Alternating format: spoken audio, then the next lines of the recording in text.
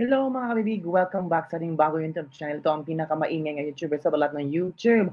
Ako si Kabibig, maglebak-lebak down with evidence. Ako, ano naman itong bagong pasabog ni Miss Cathy Binag? May ibinulgar mga kabibig. Totoo kaya na every Quadcom hearing, millions ang bayad nila para lang siraan ang mga Duterte? Hindi naman totoo yan kabibig. Wala man namang magsabi ng katotohanan. Iba kahaka-haka lang yan. Pero ano itong binulgar ni Miss Cathy Binag? And take note, may pa-joke itong si Pulong Duterte. Depende na kung joke ba niya ito or double meaning ang joke ni Pulong Duterte. And I've heard, nakita nyo na ito at tumaas ang kilay nyo. Itong parinig ni Pulong Duterte. At bakit naman ito gawin ni Pulong itong parinig niya? Diba? Knowing Pulong na may maraming contact din sa Kongreso. Pinag-uusapan na ito sa Kongreso. O, manood tayo ha kung paano ba shinare ni Pulong ang isang sikreto. Sikreto ba ito kabibig?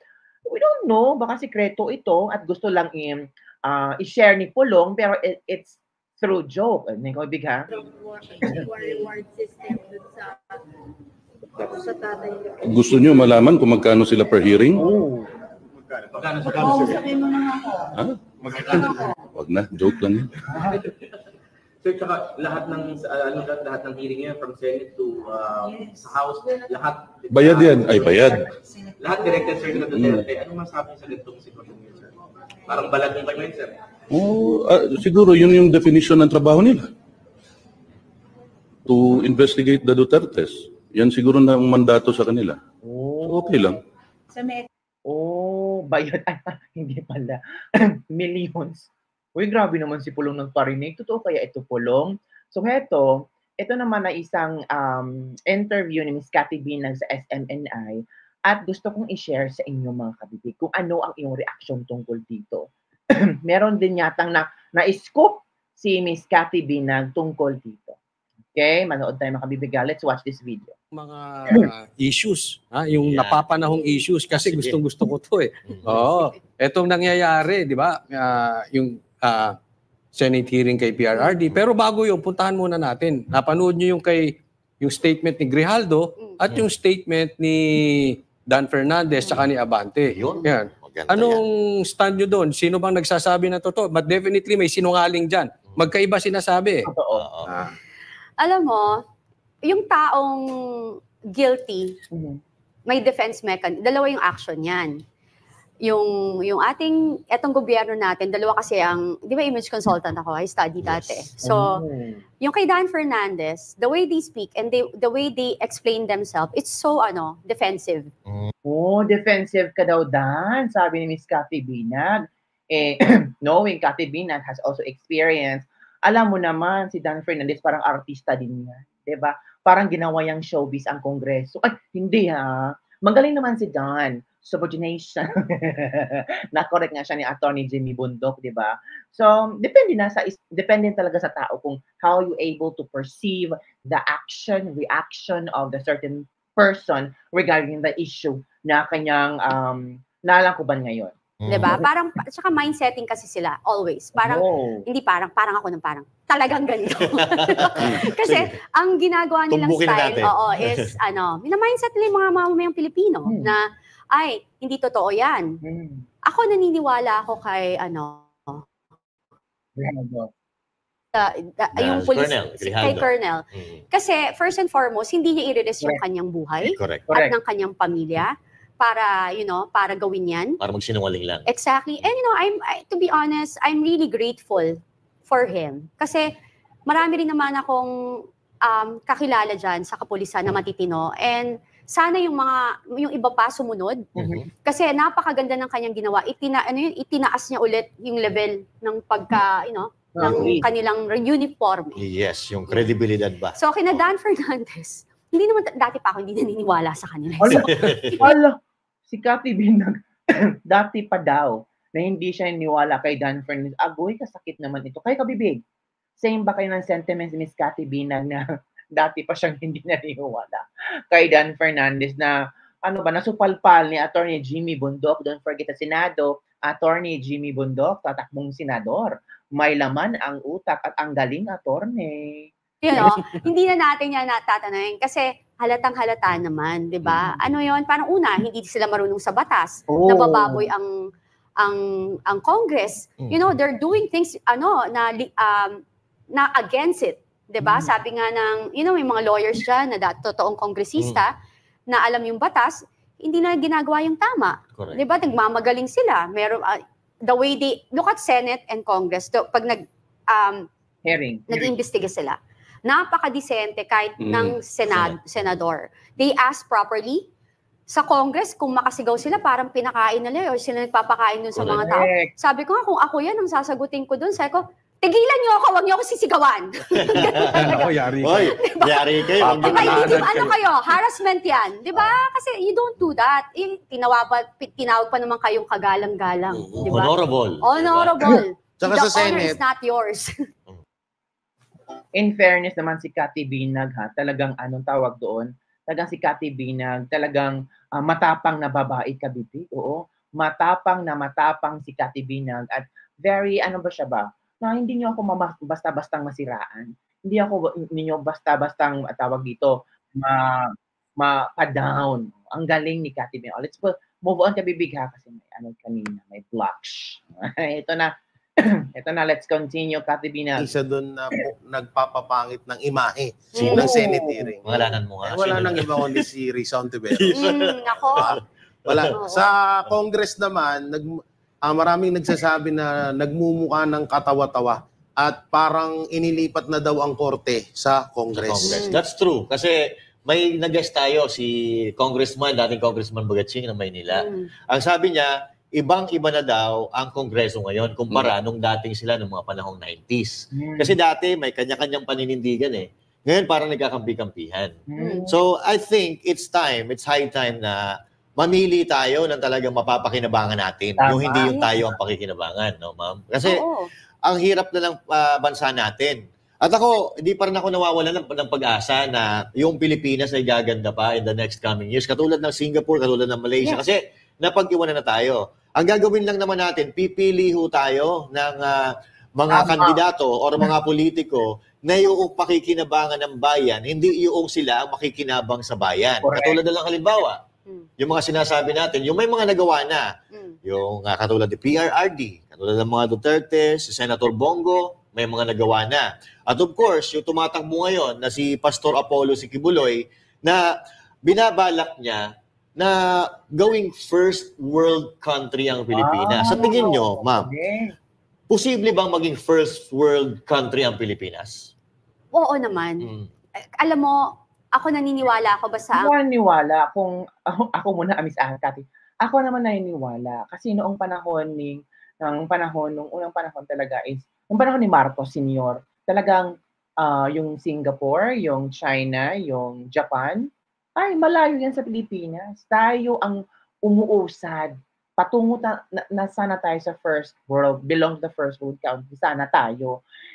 Umupo yung mga sobrang taas ng martial law, sobrang dami mga kabalastugan nangyari. At alam ko namang kayang-kaya natin to. Oo. Pag ang nakaupo ay mga totoo politiko na ang tanging hangad lamang ay magserbisyo, hindi yung pera ng taong bayan. Ang ating liderato, yung mamumuno sa atin talaga, may puso para sa mamamayang Pilipino. At saka ang intention nila is maganda. And ako, ako gusto ko talaga si Pastor Kibuloy din. Kasi alam mo, yung buhay niya is dinedicate niya sa Panginoon. Maraming mang naninira dyan, pero mas gusto ko na siya compare sa iba dyan. Di ba? Yung iba nga dyan, nakaupo, walang ginawa. Siya, ako naniniwala ko, makakatulong siya ng malaki sa ating bansa. Nakita niyo naman ang KOJC. Ako, naiiyak ako nung nangyari yung siege and everything. Nakita ko yung solidarity nung mga members. At saka yung love and yung what do you call this? Yung patient nila, yung prinsipyo nila, hindi sila nanakit. Tapos hanggang yung lugar kung saan sila nananatili, napakaganda. So, kahit binababoy nila si Pastor Kibuloy, alam ko mas maraming naniniwala sa kanya. And if you really have faith in God, kahit na anong gawin sa'yo ng mga tao dyan, hindi sila mananalo. Lalo pat maraming nagdadasal para sa'yo. Pastor Kibuloy, na-meet na po kita ilang beses, pero I wanted to visit you nga eh. Hindi ko lang alam, di ba? Kasi I really wanted to see you and I believe in you. And alam ko yan, yung Panginoon, hindi kayo papabayaan. Mananalo po kayo, sure yan. Yun. Sama-sama tayo magbumisita kay Pastor Kibuloy. Yes. Kasi soon. Ma'am, no, ilang beses na kayo napakapunta kay Pastor Apollo Kibuloy kasama ng mga politician. Yun. Coach Oli, baka may follow-up yun. Si Miss Cathy, ang daming pasabog niyan eh. No? O dami talaga. Tinatago ito eh, na hindi pa nilalabas eh, no? Kasi ang pasabog niya ay tungkol sa droga at saka may pasabog pa siya tungkol doon sa mga relo-relo. Naku! Ano katanungan kay Miss Cathy? Ano ba yung suot ng relo at ikaw ba ay in one time or na-experience mo rin na gumamit? Hindi. Hindi ko na-experience gumamit kasi nasubukan ko siya. Yung pinatry lang sa gums ko. I don't like the feeling, yung nagnanam ka. Para kayong, alam mo yung pag nag-dentist ka, anesthesia. So yun yung feeling eh. Dun, kasi sabi nila, pag first timer ka, dun muna nila ilalagay. So they did. Tapos sabi ko, ayoko. Hindi ka nagniwi nun? Hindi. Hindi, pero ano, I think, no, it makes sense. Baka kaya sila humingiwi kasi namamanid ka. Yun. So parang nasanay sila. Nagkakaroon ng sariling buhay. Reflex, exactly. Di ba parang reflex nila.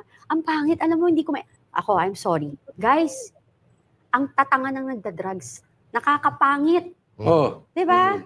Bakit yung ginagawa? Nakakabobo, nakakapangit, ang baho nyo. Ano pa ba gusto nyo? Baka gusto talaga, mabaho. May singaw.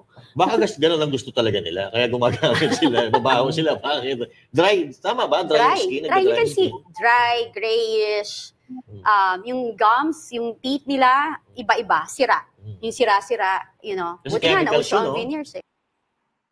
Yun yung kabibig ha. So, yun na nga ang gustong i-share ni Miss Cathy Binag na talagang may mga talaga mga pangyayari ngayon na pinag-uusapan talaga.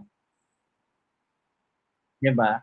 So ano ang iyong ano ang iyong reaction tungkol dito mga kabibig na ano tawag dito?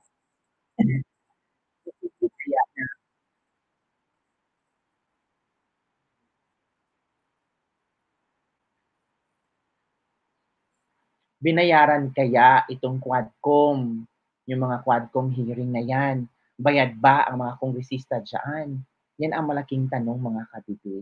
Ay nako, ito pang mga ibang pasabog kabibig na pilit natin i-share sa inyo lahat. At kayo na ang bahalang mag-react ha, kayo na ang bahalang mag-isip kung ano nga ba ang katotohanan.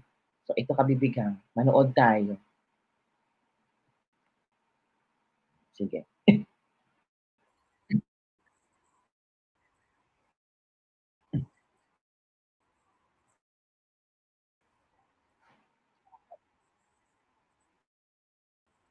Sabi ko nga sa inyo, kapag ang I think this was tao, PRR. hindi talaga siya people person, o he may be or she may be born with a political family, but it's not in his blood or her blood to be a, you know, public servant. Ramdam ko naman si Miss Cathy Binag na gusto niya talaga ng pagbabago sa Pilipinas kabibig. Ayaw niya yung parang ano ba, parang minamaliit ang mga masang Pilipino na alam naman natin na diba? So, what do you think mga kabibig?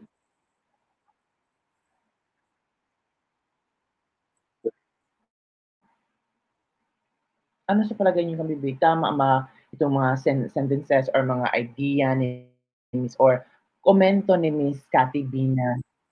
Di ba mga kabibig? Ano sa palagay niyo? Ay nako, ang hirap talaga. Talaga.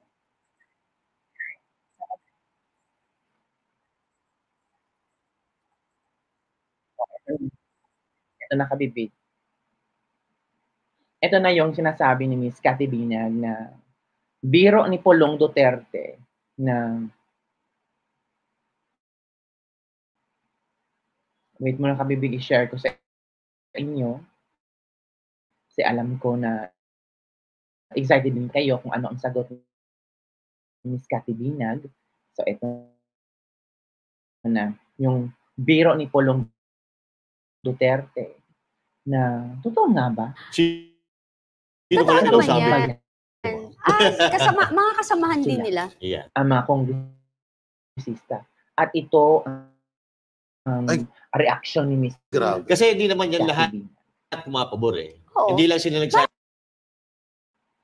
Okay, hindi tayo. Maraming hindi. Maraming hindi pabor. Hindi lang sila nagsasalita kasi natatakot sila Yes. or sa pakikisama siguro. Yeah. Pero kung ikaw, ma'am, no, ikaw Oh.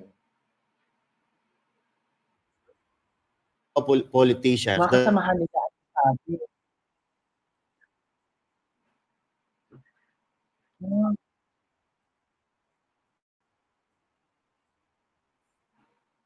Oh, yan pala ang nangyari ka, Bibi.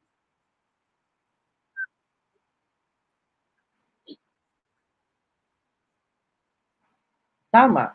The reason why you're there is to serve, knowing na naglabas na si Miss Cathy Binag ng kanyang impormasyon na may mga nagsasabi din sa kanya na